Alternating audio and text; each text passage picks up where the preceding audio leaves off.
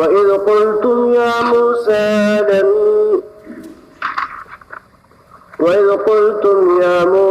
لَن نَّصْبِرَ عَلَىٰ طَعَامٍ وَاحِدٍ فَادْعُ لَنَا رَبَّكَ يُخْرِجْ لَنَا مِمَّا تُنبِتُ الْأَرْضُ مِن بَقْلِهَا وَقِثَّائِهَا وَفُومِهَا وَعَدَسِهَا وَبَصَلِهَا قَالَ أَتَسْتَبْدِلُونَ الَّذِي هُوَ أَدْنَىٰ بِالَّذِي هُوَ خَيْرٌ اهْبِطُوا مِصْرًا فَإِنَّ لَكُم مَّا سَأَلْتُمْ وَضُرِبَتْ عَلَيْهِمُ الذِّلَّةُ وَالْمَسْكَنَةُ وَبَاءُوا بِغَضَبٍ مِّنَ اللَّهِ ذَلِكَ بِأَنَّهُمْ كَانُوا يَكْفُرُونَ بِآيَاتِ اللَّهِ وَيَقْتُلُونَ النَّبِيِّينَ بِغَيْرِ الْحَقِّ ذَلِكَ بِمَا عَصَوا وَكَانُوا يَعْتَدُونَ۔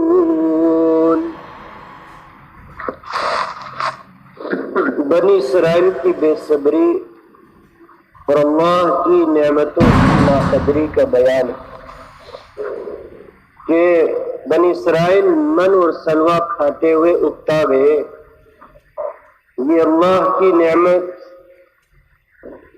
اللہ پاک اپنے غیب کے خزانے سے ان کو عطا کر رہے تھے، لیکن ان لوگوں نے بے صبری جتائی اور یوں کہا حضرت موسیٰ علیہ السلام سے کہ ہم ایک کھانے پر صبر نہیں کر سکتے، روزانہ ایک طرح کا کھانا ہمیں نہیں چاہیے، آپ تو ہمارے لیے اپنے رب سے دعا کریں کہ جو سبزیاں زمین اگاتی ہے وہ سبزیوں کے کھانے کا ہمارا دل چاہ رہا ہے، تو وہ کھائیں گے۔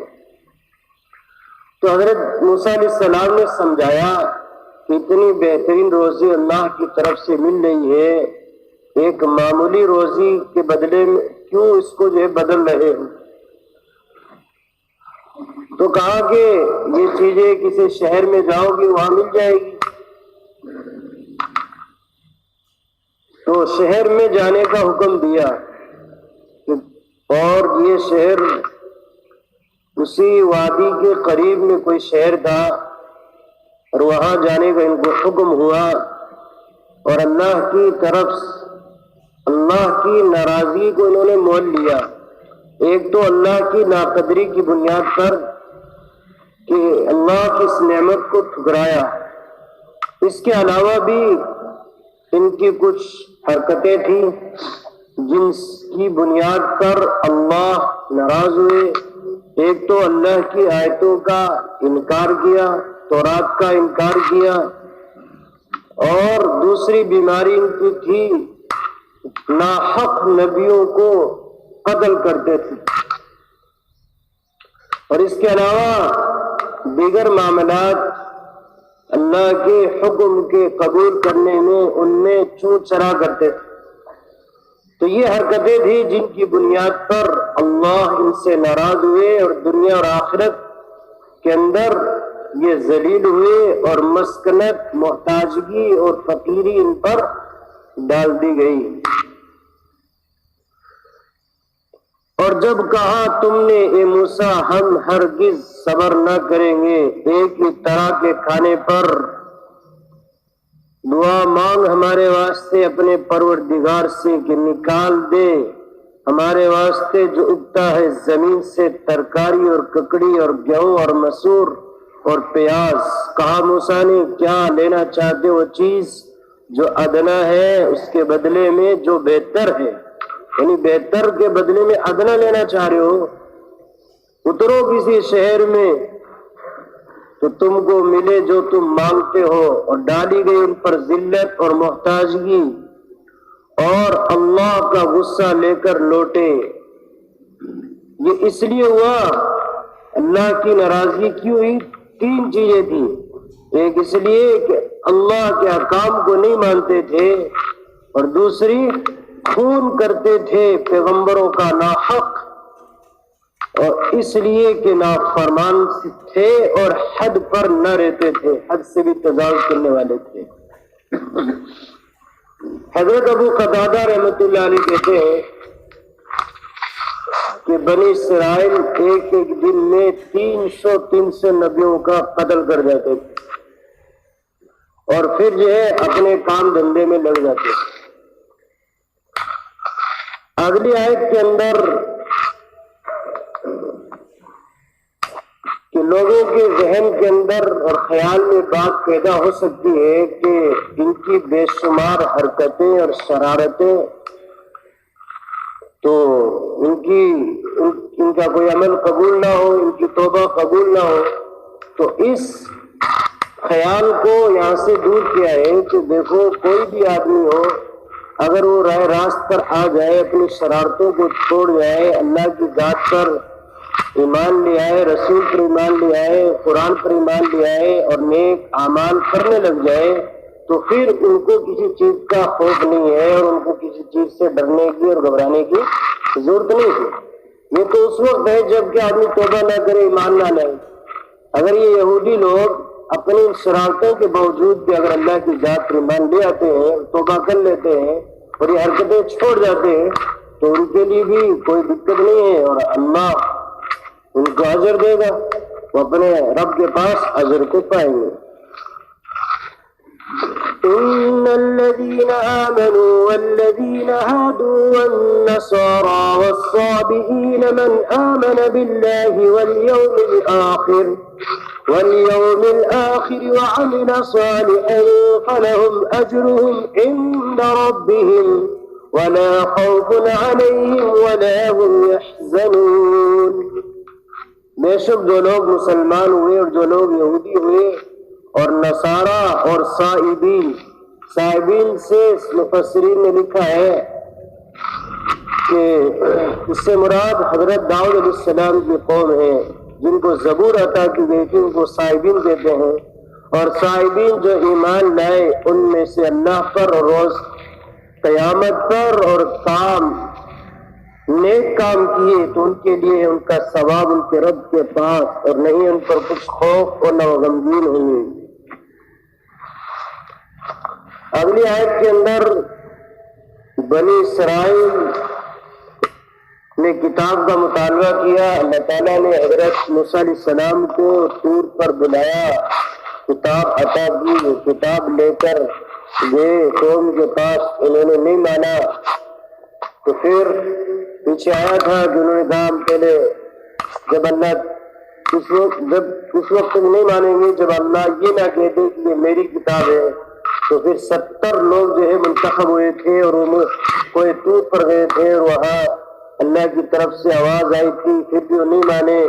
ہم تو دیکھیں گے. پھر ایک بجلی کی کڑک ان پر پڑی جس سے مر گئے. پھر موسیٰ علیہ السلام کی دعا سے زندہ کی گئی. پھر یہ لوگ آئے تو پھر انہوں انکار کر بیٹھے. جو اس کے اندر تورات میں احکام دیکھے تو تھوڑے مشکل معلوم ہوئے تو کہا کہ ہم سے تو عمل نہیں ہوگا، انکار کر بیٹھے.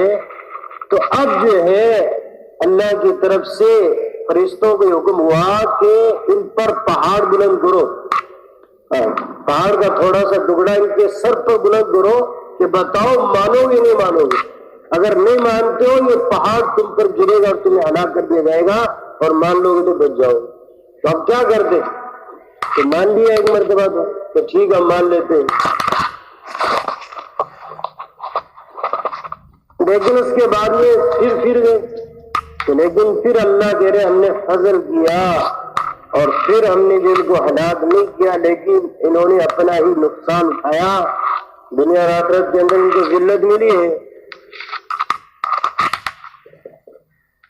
وَإِذَا أَخَذْنَا مِيثَاقَكُمْ وَرَفَعْنَا فَوْقَكُمُ الطُّورَ خُذُوا مَا آتَيْنَاكُمْ بِقُوَّةٍ وَاذْكُرُوا مَا فِيهِ لَعَلَّكُمْ تَتَّقُونَ ثُمَّ تَوَلَّيْتُم مِّن بَعْدِ ذَلِكَ فَلَوْلَا فَضْلُ اللَّهِ عَلَيْكُمْ وَرَحْمَتُهُ لَكُنتُم مِّنَ الْخَاسِرِينَ. اور جب لیا ہم نے تم سے اقرار اور بلند کیا تمہارے اوپر کوہ طور کو کہ پکڑو جو کتاب ہم نے تم کو دی زور سے اور یاد رکھو جو کچھ اس میں ہے تاکہ تم ڈرو، پھر تم پھر گئے اس کے بعد سو اگر نہ ہوتا اللہ کا فضل تم پر اور اس کی مہربانی تو تم ضرور تباہ ہوتے۔ یہاں پر ایک سوال ہوتا ہے کہ دین کے اندر تو زبردستی ہے ہی نہیں، اور پھر ان کے اوپر جو ہے زبردستی کی جا رہی تھی، پہاڑ بلند کیا جا رہا تھا، پہاڑ کو گرانے کی دھمکی دی جا رہی تھی۔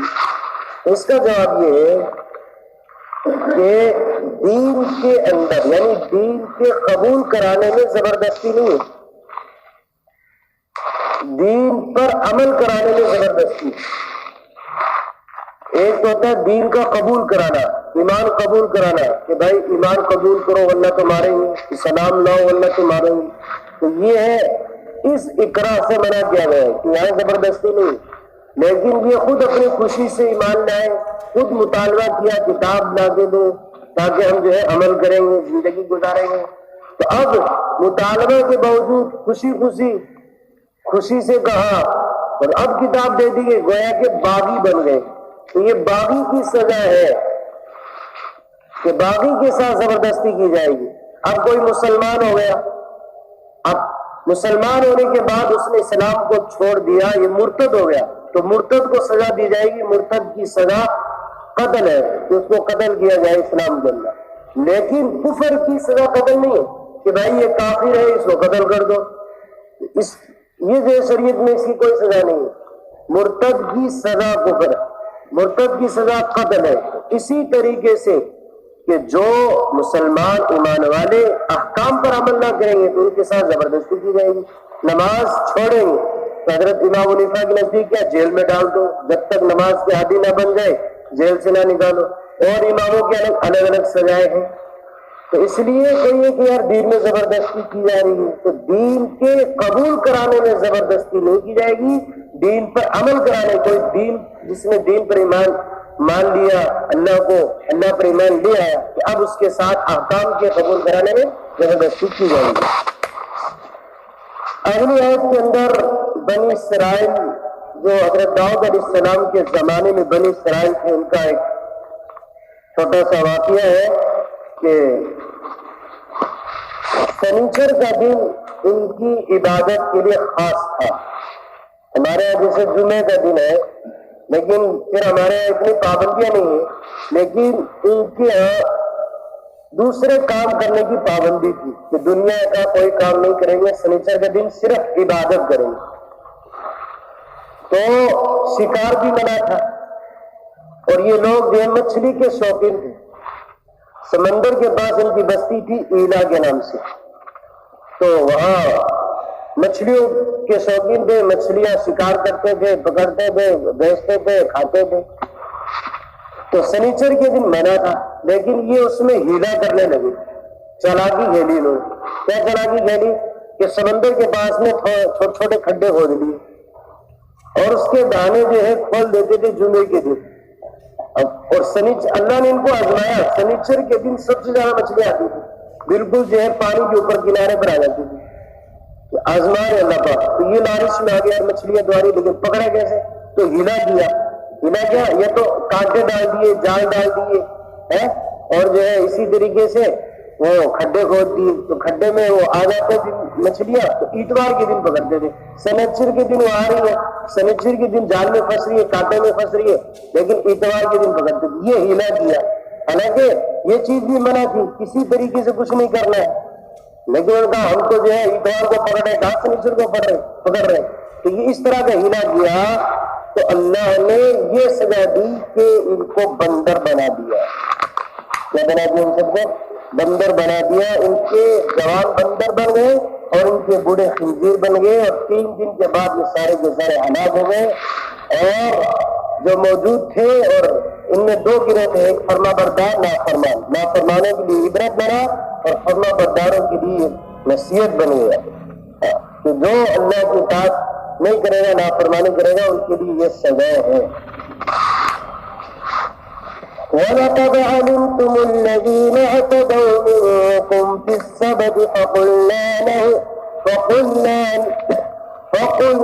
لَهُمْ كُونُوا قِرَدَةً خَاسِئِينَ فَجَعَلْنَاهَا نَكَالًا لِمَا بَيْنَ يَدَيْهَا وَمَا خَلْفَهَا وما خلقها وموعظة للمتقين. اور خوب جان چکے ہو یہ بات تمہیں معلوم ہے جنہوں نے تم میں سے جاتی کی تھی ہفتے کے دن میں یعنی سنیچر کے دن میں. تو عربی لفظ ہے سب عربی میں سنیچر ہو گئے ہفتے کو. تو ہم نے کہا ان سے ہو جاؤ بندر ذلیل بندر. پھر کیا ہم نے اس واقعے کو عبرت ان لوگوں کے لیے جو وہاں تھے اور پیچھے آنے والے تھے جو سامنے تھے اور بعد میں آنے والے تھے ان کے لیے عبرت اور نصیحت ڈرنے والوں کے واسطے بنا دیا. جو اطاعت کرنے والے تھے ان کے لیے نصیحت بن گئی. تو حضرت عبداللہ بن مسعود رضی اللہ عنہ سے مرضی کیونکہ بعض لوگوں کے ذہن میں بات آتی ہے کہ یہ جو بندر خنزیر پھر رہے ہیں وہی ہو گیا.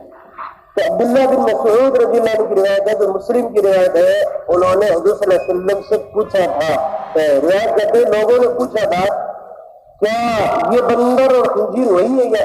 تو آپ نے فرمایا کہ نہیں یہ نہیں ہے. اللہ پاک کسی کی شکل کو بگاڑتے ہیں مسخ صورت کو مسخ کرتے ہیں تو پھر وہ باقی نہیں رہتے ہلاک ہو گئے. دونوں کے سارے ہلاک ہو گئے تھے. یہ تو بندر پہلے بھی تھے اور اب بھی ہے یہ وہ نہیں ہے یہ تو پہلے سے چلتے آ رہے ہیں. لیکن اللہ تعالیٰ جن لوگوں کی شکلوں کو مسخ کرتے ہیں ان کو باقی نہیں رکھتے ان کو ہلاک کر دیتے. یہ 3 دن کے بعد میں سارے کے سارے ہلاک ہو گئے.